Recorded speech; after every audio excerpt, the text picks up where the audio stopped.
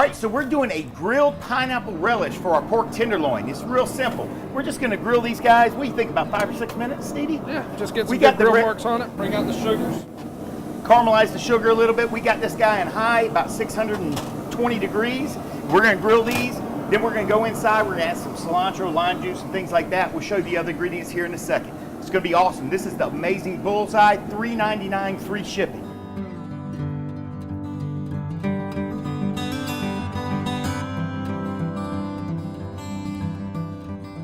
All right, so we got this amazing pineapple relish that we just grilled on the Bullseye.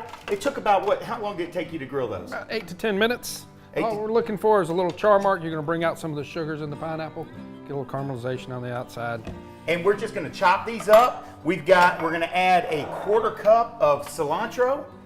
Stevie's gonna chop those pineapples with a 1/4 cup of red onion diced, 1 or 2 jalapeños, depending on how much heat you wanna bring in.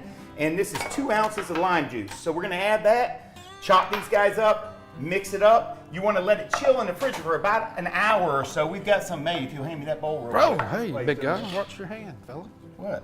Don't smack me in the face. Oh, all right. We had some made. This went on top of our pork tenderloin. It was incredible, but you can use this for all kinds of dishes. You could put this on a sandwich, like a pulled pork sandwich or something like that. It's just a really easy recipe to throw together and bring like a little extra layer of flavor to that dish that you want to, wow somebody. Wow. Wow them. All right, so check us out. You want to taste it? Sure, big guy.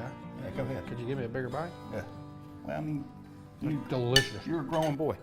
All right, check us out on social media. Visit rectechgrills.com. Try this out. You won't be sorry. We'll see you at the Rec Tech.